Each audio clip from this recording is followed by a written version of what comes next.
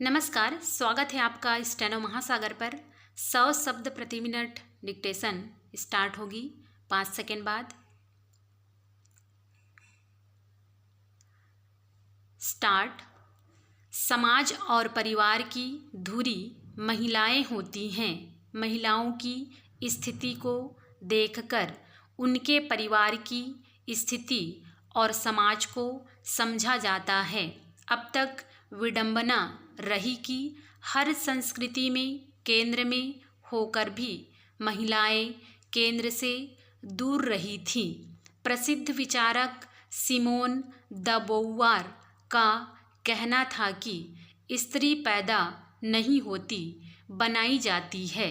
यह बात मेरे हिसाब से पूरी तरह से सच है। हमारा समाज अपनी आवश्यकता के अनुसार स्त्री को ढालता आया है। पितृसत्तात्मक समाज ने वह सब अपने अनुसार तय किया है। जब जब सशक्तिकरण का सवाल उठता है, तब तब समाज ही कटघरे में खड़ा होता है। समाज में बदलावों के लिए संघर्ष चलता रहता है। बीते माह नए भवन में संसद की कार्यवाही आरंभ होते ही नारी शक्ति वंदन विधेयक प्रस्तुत किया गया और पारित होने के पश्चात राष्ट्रपति ने भी उस पर मुहर लगा दी है। असल में इससे नए भारत का नींव को अब और मजबूती मिलेगी। पंडित दीनदयाल उपाध्याय के अंत्योदय की परिकल्पना भी इसी के आसपास है। हर योजना और नीति का लाभ समाज के अंतिम व्यक्ति तक पहुँचे, इसके लिए केंद्र सरकार निरंतर कार्यरत है। अंतिम पायदान पर खड़ी महिलाओं को सशक्त बनाने के लिए बीते 9 वर्षों में केंद्र की ओर व्यापक प्रयास किए गए हैं।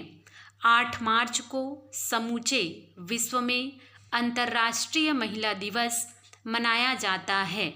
प्रसिद्ध साहित्यकार हरिशंकर परसाई के व्यंग्य की एक पंक्ति है, दिवस कमजोरों के मनाए जाते हैं, मजबूत लोगों के नहीं।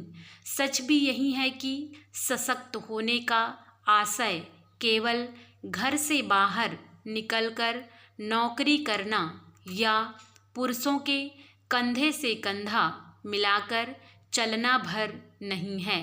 सशक्त होने का मतलब समाज में समावेशी रूप से सहभागिता से है।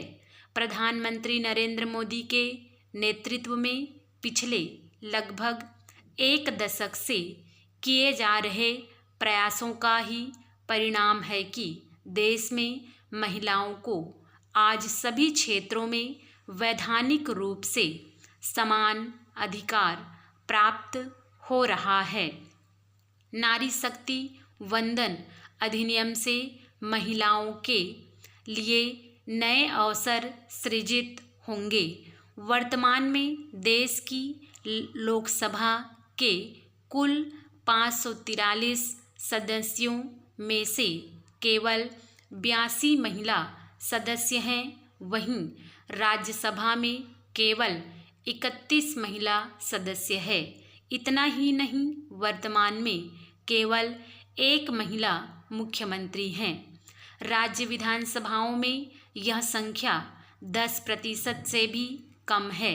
देश की पहली लोकसभा 1952 में यह आंकड़ा 5% से भी कम था।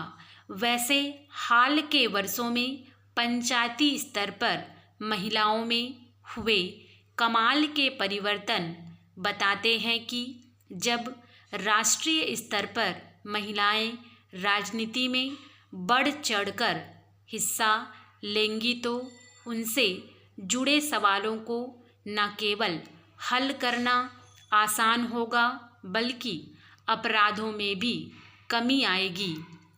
महिलाओं का समाज में पोषण स्तर बढ़ेगा। समाज के नीति निर्माण में महिलाओं की भागीदारी होना आवश्यक है।